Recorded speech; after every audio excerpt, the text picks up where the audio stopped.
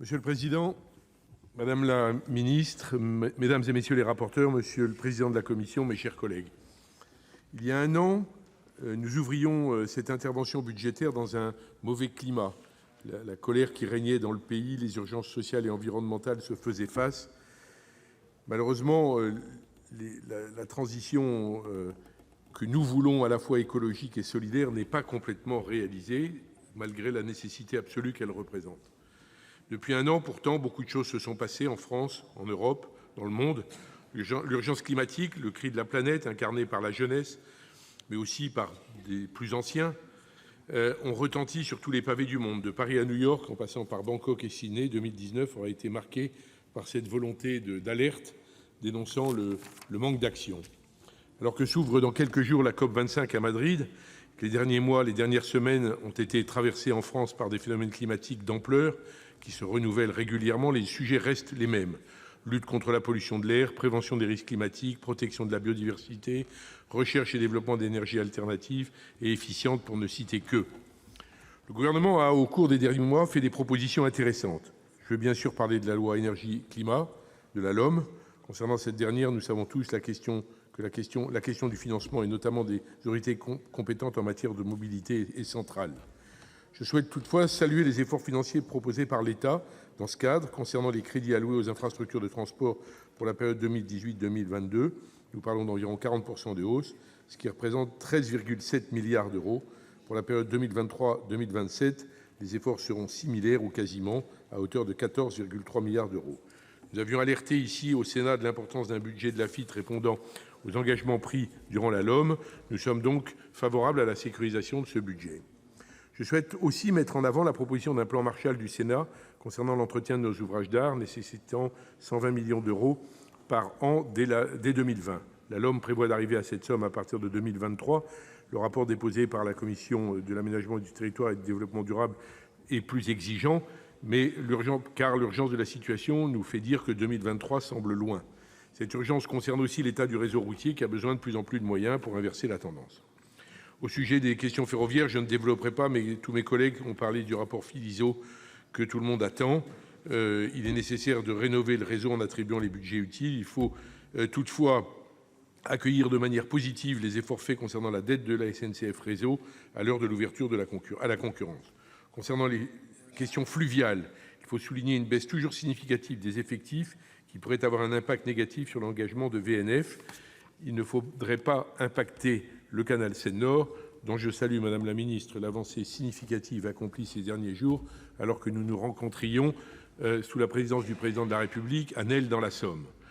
Au sujet du volet maritime, je tiens moi aussi, et mon groupe également, à saluer les efforts de la hausse de la dotation délivrée à la SNSM, qui s'élève cette année à 10,7 millions d'euros.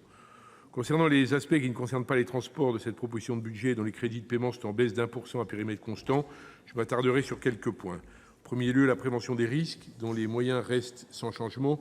Ceux du CEREMA sont toujours en baisse, comme ses effectifs, avec une nouvelle fois une perte de 101 équivalents plein temps pour 2020. Nous avions déjà soulevé l'an dernier le fait que l'INERIS avait subi des pertes. Elle subit à nouveau une perte de 2% de ses effectifs. Mieux vaut prévenir que guérir. Les catastrophes que nous vivons de temps en temps dans notre pays nous font bien réaliser que CEREMA, INERIS sont bien utiles, comme l'IRSN ou l'ASN. C'est évident que, compte tenu des enjeux de sécurité sur ces sujets, les derniers événements que nous avons vécus nous incitent plutôt à rester au moins constants et peut-être voir augmenter les crédits. Le changement climatique est une des principales causes des catastrophes naturelles qui vont devenir de plus en plus intenses. Nous allons devoir nous adapter, aménager durablement nos territoires. Des efforts supplémentaires devront être faits pour mettre les budgets en adéquation avec les besoins. Le financement de la transition énergétique, en deuxième lieu, reste stable en termes de soutien aux énergies renouvelables. Je voudrais rappeler ici les objectifs ambitieux proposés aux nouvelles énergies dans le cadre de la PPE et de la loi énergie-climat. Concernant l'efficacité énergétique, je souhaite mettre en lumière le dispositif des certificats d'économie d'énergie. Madame la ministre, nous devons apporter de la stabilité à ce dispositif pour gagner en efficacité et élargir son spectre. Il faut que l'État soit davantage responsable et s'assure d'apporter des réponses dans les délais convenables. Le contrôle doit être augmenté pour éviter les dérives. 2020 plusieurs collègues l'ont dit, ce sera l'année de la COP 15 en Chine, COP biodiversité, et de l'année de l'UICN à Marseille. La conservation de notre biodiversité est essentielle.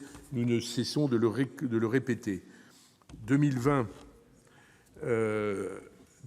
sera également le démarrage de l'Office français pour la biodiversité, né de l'Agence française de la biodiversité. C'est la fusion avec l'Office national de la chasse et de la faune sauvage. Je suis depuis longtemps les fusions successives qui font de petits établissements publics des éléments aujourd'hui très structurés et beaucoup plus importants, évidemment. La subvention de 41,2 millions d'euros qui est octroyée est une bonne idée pour la biodiversité. Je resterai évidemment attentif au budget qui lui sera accordé pour sa première année d'action, étant donné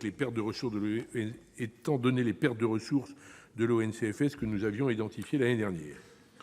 L'urgence écologique et sociale est toujours d'actualité. Je crains qu'elle ne le reste encore longtemps, tant l'ampleur de la tâche est gigantesque. Et donc, c'est avec beaucoup de bienveillance, d'indulgence que je regarde ces problèmes, parce qu'on ne résout pas ces problèmes-là en claquant dans les doigts. Il faut du temps, de la volonté, sûrement beaucoup d'argent, mais du temps, de la volonté et du partage avec nos concitoyens. J'ai fini, Monsieur le Président. Les moyens alloués doivent être satisfaisants et équilibrés, et je m'expliquerai tout à l'heure, alors, dans les explications de vote, sur la position que mon groupe prendra. Merci.